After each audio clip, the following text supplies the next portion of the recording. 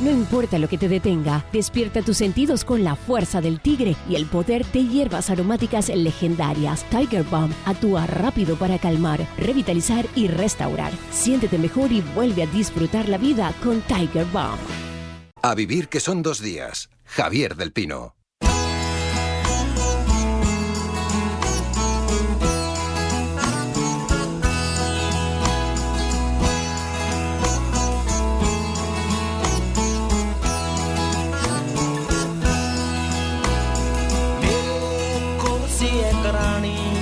शायद मैं कहमा ओदे कोल सी मैं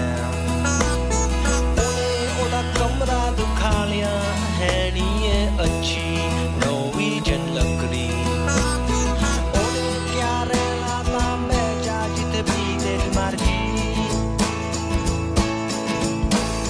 मैं आले वाले दिन क्या कोई उठे को सी नी सी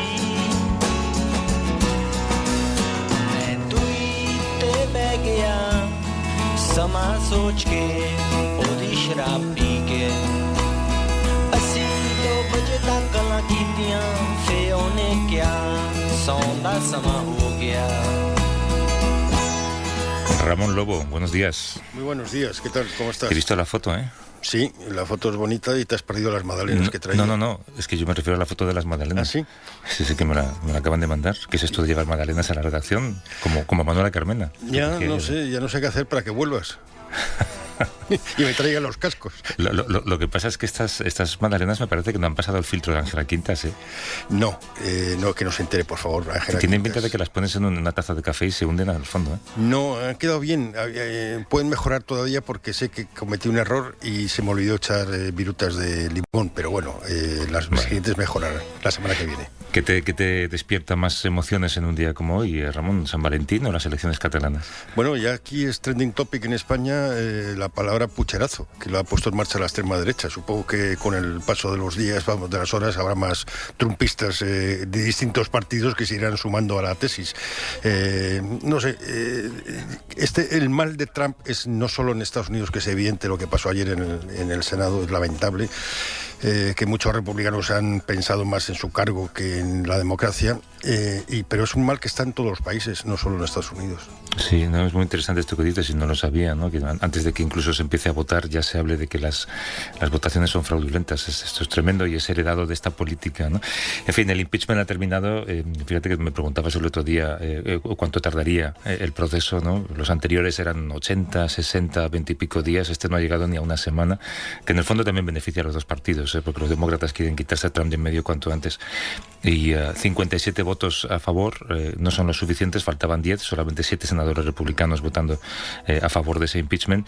Hombre, lo bueno que tiene es que el Partido Republicano puede empezar a trabajar en buscar un líder y encontrar nuevas caras que puedan enfrentarse a Trump dentro de poco, ¿no? Sin perder esa base de votantes, aunque las encuestas sí que revelan que Trump ha perdido buena parte de su apoyo con la actuación de los últimos meses. Sí, bueno, los 7 que han votado en contra, o sea, a favor del impeachment, 3 han renovado su cargo ahora, en las últimas elecciones, con lo cual tienen 6 años por delante. 2 se jubilan y otros 2 sí han sido más valientes. Veremos qué pasa.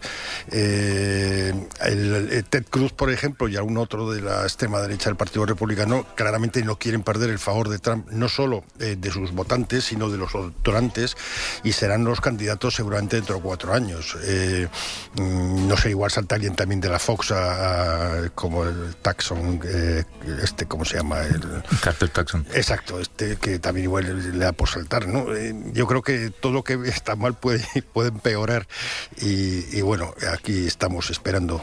Hay una cierta paz, tengo que decirte, ¿eh? La sensación, hombre, también es triste que haya que casi amordazar digitalmente a un político para sentir una cierta paz en un país, ¿no?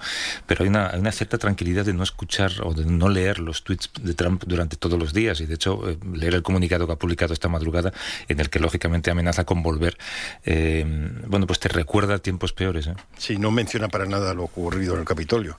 No, por supuesto. No sé, a mí me parece que Estados Unidos tiene una enfermedad que no es una enfermedad expresamente americana, es una enfermedad que tiene todas las democracias. En Europa lo tenemos más o menos, depende de los países, aquí en España es evidente, y es la desaparición de la verdad. La verdad ha perdido la centralidad del debate, no ya político, sino periodístico. Sin mirar, las portadas son increíbles. El otro día había, la Unión Europea corrigió al alza las previsiones económicas españolas y había un periódico, no voy a decir cuál, que sacaba una visión negativa y otra positiva, con un mismo hecho, con un hecho incuestionable. No sé, me parece que tenemos un peligro ahí y los periodistas deberíamos hacernos mirar, y los políticos también. Bueno, vamos a empezar. Vamos. Highway run to the midnight sun.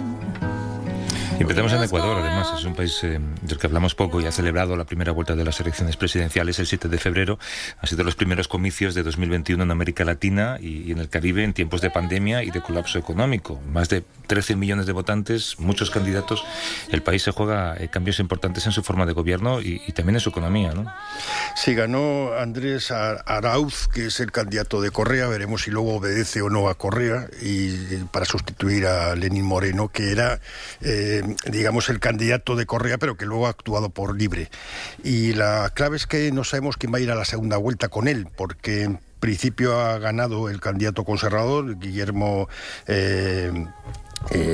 no me acuerdo, se me ha olvidado el nombre, y hay un candidato también indígena muy importante, Yacu Pérez, que está ahí a unas décimas. En la emergencia de Lasso, se me había olvidado el nombre, el conservador, la emergencia de los indígenas es muy interesante. Entonces ahora están en un recuento especial que acepta también Lasso, para garantizar quién va a ser el candidato que va a disputar la presidencia en segunda vuelta.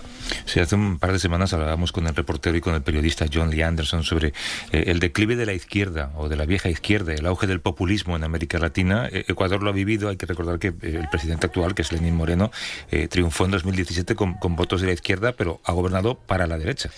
Sí, es que Lenín Moreno ha actuado de una forma rara. Primero, hay que pensar en Correa. Hubo dos Correas. Yo tengo ahí varios amigos, amigas en Ecuador que son bastante de movimientos alternativos, de izquierda y demás, de defensa de los derechos de los gays y lesbianas. Y el segundo Correa les defraudó muchísimo, y el primer Correa sí tuvo elementos positivos. Lenín Moreno lo que ha hecho es una corrección de ese segundo Correa, pero claro, pactando con la derecha, no tiene nada que ver con Correa. Y ahora la clave es qué va a pasar con Arauz, si es el que gana al final, si va a obedecer a Correa o va a tener vida propia. Saludamos a Sara España, que es periodista y editora de Diario Expreso. Nos atiende desde Guayaquil, en Ecuador. Son 6 horas menos que en España. ¿Cómo estás, Sara? Buenos días. Buenos días, Javier, y buenos días, Ramón. ¿Qué tal? Muy bien. Sara, ¿qué candidatos se van a enfrentar a esta segunda vuelta de las elecciones, que es el 11 de abril? Bueno, pues como estabais contando, Andrés Arauz, que es el delfín de Rafael Correa, el designado por él para sustituirle por segunda vez, a ver si esta vez no se le tuerce el candidato, tiene su plaza asegurada en la segunda vuelta, eso está claro, pero el segundo puesto es el que está en disputa. Llevamos una semana desde las elecciones y no sabemos quién va a ir al desempate. Efectivamente hay dos que están en disputa, ¿no? Dos candidatos que tienen una diferencia mínima.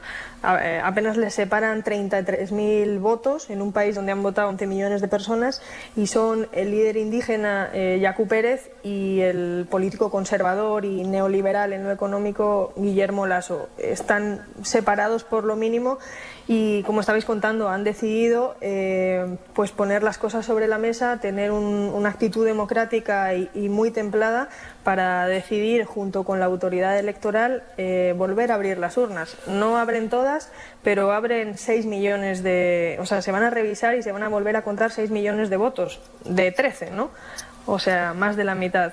Son 17 provincias de 24 que tiene el país en las que se van a volver a contar los votos, y la más importante, por el peso poblacional que tiene, es Guayas, que además es la provincia que dio la vuelta al marcador en el último momento, cuando llevábamos ya más del 90% de los votos escrutados. Todo ese porcentaje, digamos, todo el recuento de votos, Yacu Pérez siempre iba por delante de Guillermo Lasso, con unas diferencias de mínimas, ¿no? Es decir, siempre eran décimas, 20 décimas arriba, 2 décimas arriba, 8 décimas arriba, muy poco, menos de un punto. pero se había dejado el escrutinio de Guayas para el final, que es la provincia más poblada de la costa, que es un bastión correísta y además es la cuna de Lasso. Entonces ahí Yacu Pérez no tenía prácticamente un porcentaje de votación muy alto. De hecho, es el cuarto más votado de los 16 candidatos a presidente que ha habido en estas elecciones, y al final, en ese recuento, Lasso le come la diferencia a Yacu Pérez y se pone por arriba. Para evitar cualquier tipo de duda sobre fraude, porque se estaba agitando este discurso, bueno, pues los dos se han sentado a hablar y han decidido que se iban a votar, se iban a volver a recontar todas estas urnas. Es curioso, ¿eh, Ramón? Sí, un ejemplo. Un Georgia, pero en Ecuador también, sí. Sí, ¿quién es Yacu Pérez? Porque quizá la gran sorpresa ha sido la emergencia del movimiento indigenista. ¿Y dónde lo colocaríamos? ¿En la derecha, en la izquierda? ¿Qué es lo que defiende?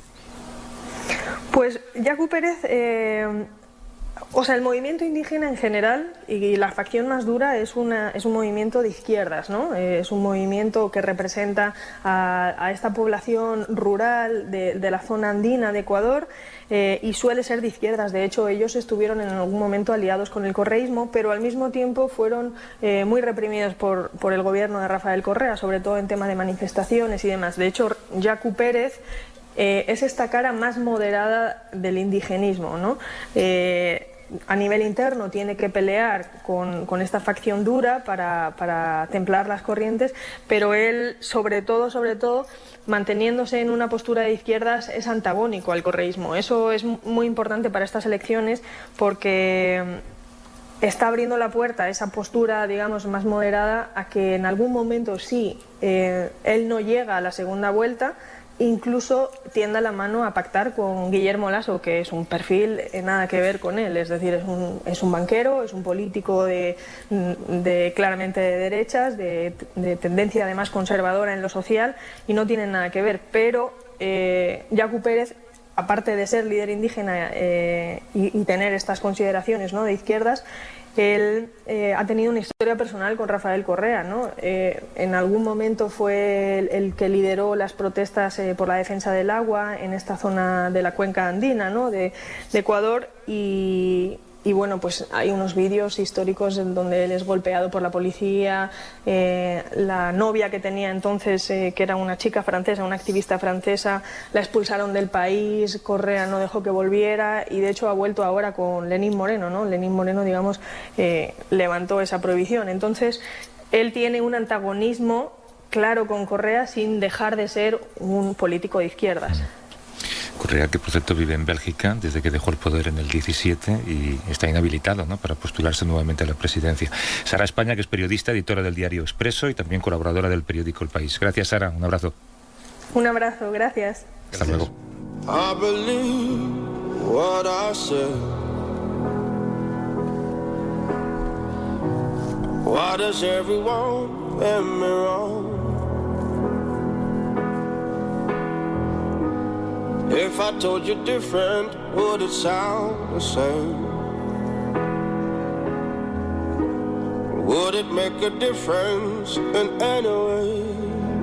Queríamos también acercarnos a Francia. Es un país que desde el pasado noviembre vive una nueva oleada de protestas marcadas a veces también por la violencia contra la llamada Ley de Seguridad Global.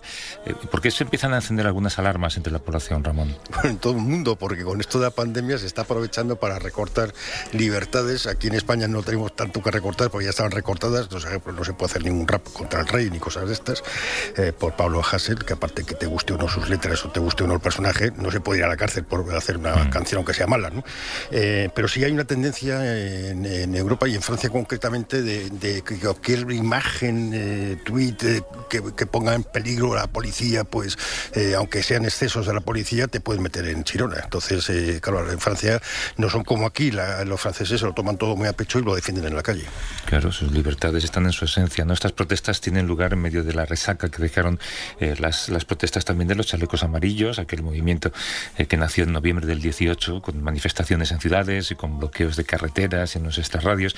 Hay también un debate intelectual muy interesante, Ramón, sobre la americanización del mundo académico francés y cómo eso también marca la agenda política y social, ¿no? Sí, del propio Macron, que es un producto de marketing que está entre la derecha y la izquierda, que no es ni derecha ni izquierda, y es ese ámbito en el que se mueve ahora mismo muchas instituciones democráticas y muchos líderes democráticos y muchos políticos, y eso deja un campo enorme para la gente descontenta que puedan comprar cualquier tipo de discurso simplista.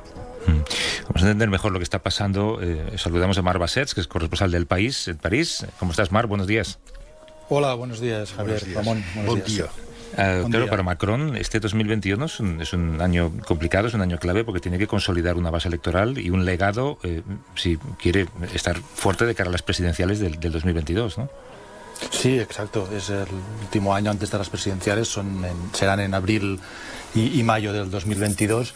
Y es un año no solo en Francia. En Francia ocurre como en casi todos los países, o por lo menos los países occidentales, el año todavía de la pandemia, el año de la esperanza de la vacuna y el año de la gran incertidumbre sobre la recesión brutal que ya vivimos, pero cuyos efectos seguramente se notarán más en los próximos meses. Y es en la gestión de la crisis sanitaria y económica en la que en buena parte se puede jugar la reelección de Macron, que además tendrá como probable rival a la líder de la extrema derecha, Marine Le Pen.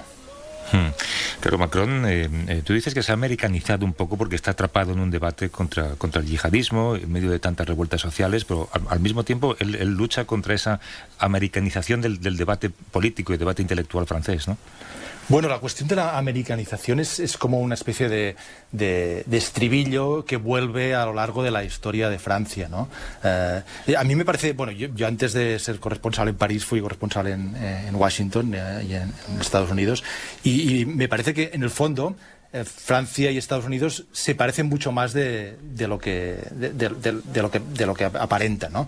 Son dos países, en cierta manera, fundados sobre una idea ilustrada de la Ilustración en el siglo XVIII, ¿no? En Estados Unidos la Revolución Americana, en Francia la Revolución Francesa, y los dos son países que están fundados sobre una idea, digamos, universalista, ¿no? Sobre una idea que creen que es válida para todo el mundo, los derechos humanos, la igualdad, la Declaración de la Independencia en Estados Unidos, y de ahí viene un poco esta arrogancia que a veces se atribuye a ambos países, pero también este carácter modélico, ¿no? Que miramos a Estados Unidos y a Francia como modelos, o ellos se presentan como modelos y faros de la humanidad. Y en Francia siempre ha habido esta competición y este recelo hacia Estados Unidos, ¿no?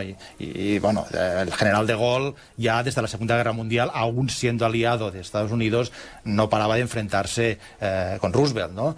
Y de denunciar a los anglosajones, que decían, y esta expresión de los anglosajones vuelve siempre, ¿no? Y ahora hay también un debate en Francia sobre la influencia anglosajona, que ya no es ya no es lo que denunciaba de Gaulle, o años después se podría decir, y de una manera un poco más prosaica, ¿no? Los McDonald's, ¿no? La gran comida francesa, gastronomía francesa, amenazada por el McDonald's, aunque por cierto Francia es el país donde mejor funcionan los McDonald's fuera de Estados Unidos, ¿no? Pues ahora es una cuestión intelectual, ¿no? Es una cuestión de que algunos en Francia, comentaristas, periodistas, pero también políticos, denuncian o temen o señalan que el debate intelectual, el debate universitario está siendo de alguna manera infiltrado o invadido por ideas de Estados Unidos, ideas concretamente de la izquierda o de esta nueva izquierda de Estados Unidos, muy centrada pues en cuestiones, pues daré dos ejemplos, ¿no? Uno es el movimiento Me Too, ¿no?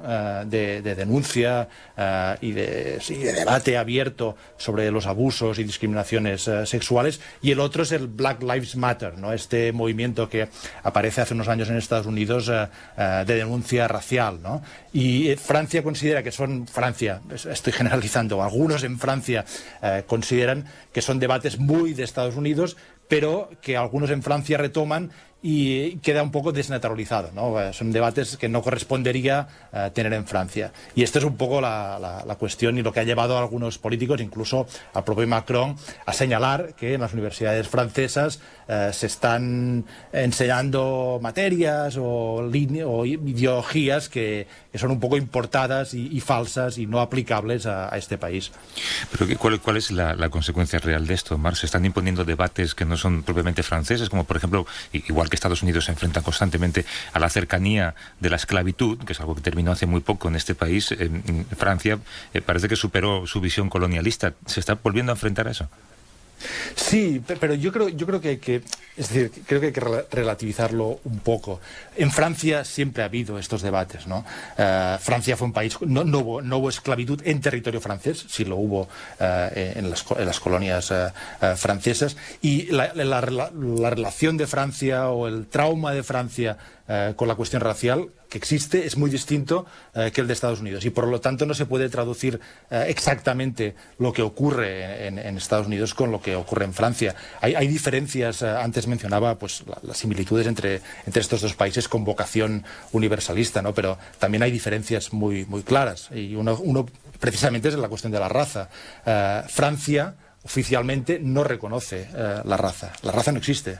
¿No? En Francia los ciudadanos franceses no pertenecen a grupos o a comunidades como en Estados Unidos, donde se habla de los afroamericanos, y anteriormente se había hablado de los italoamericanos, o ahora también los afroamericanos, los hispanos. No, en Francia los ciudadanos son, como dice, se dijo desde la Revolución Francesa, la Declaración de los Derechos Humanos aprobada tras la Revolución Francesa, son ciudadanos libres e iguales, ¿no?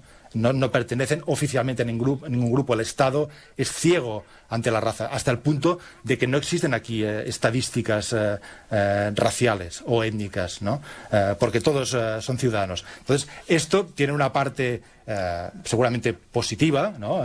Porque precisamente, y democrática, y sí, de reconocer a las personas tal como son y no por su etnia ni por su procedencia, a la vez impide o dificulta estudiar, reconocer y quizá solucionar discriminaciones reales, porque aunque la raza científicamente no existe, sí que existe la percepción de la raza y la discriminación por la raza, ¿no? Y este es uno de los debates que hay actualmente, cuando se aparecen movimientos que imitan o que retoman las ideas de Black Lives Matter en Estados Unidos, aparecen en Francia.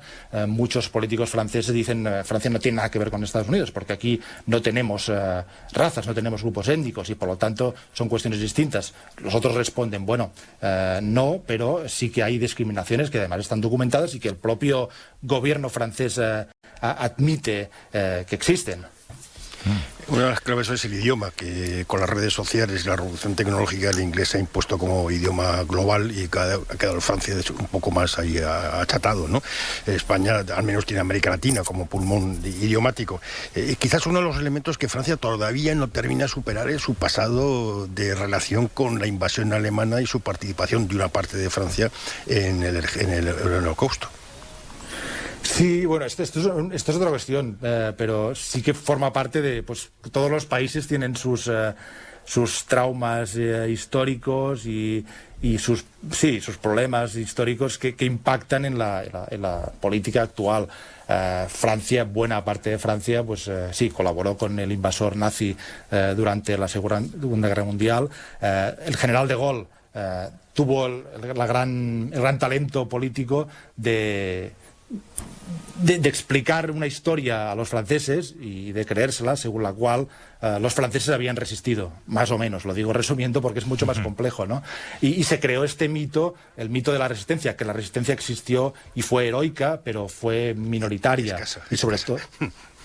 Sí, y bueno, y así los países también avanzan, y luego con el paso de los años pues se desarrollaron los estudios sobre la época de Vichy, que era donde estaba la capital francesa de la Francia colaboracionista en aquella época, y bueno, eso es un proceso, ¿no? Yo creo que pasa en todos los países, en España también, en Alemania pasó, y luego, bueno, yo creo que hay dos traumas históricos en Francia. Uno es el colaboracionismo y el otro, que sí que tiene que ver más con el colonialismo y quizá con la raza y con los problemas étnicos que vive Francia actualmente, es la guerra de Argelia, ¿no? La guerra de Argelia en 1954-1962, que llevó a la independencia de Argelia. Argelia era Francia, eran departamentos, provincias francesas hasta el año 62, y vivían muchos ciudadanos de origen europeo que tuvieron que huir cuando Argelia logró la independencia, y esto es algo que todavía pervive y que todavía divide en gran parte a Francia, la herencia de la guerra de Argelia.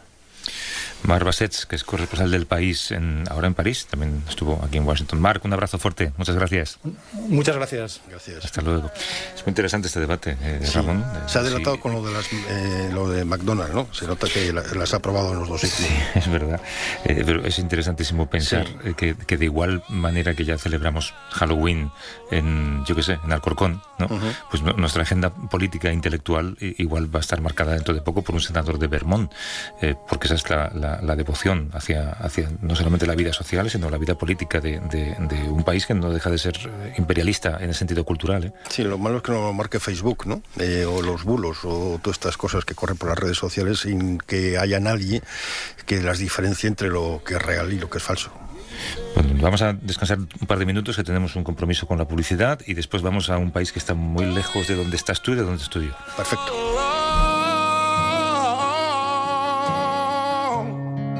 Won't you help me hold on?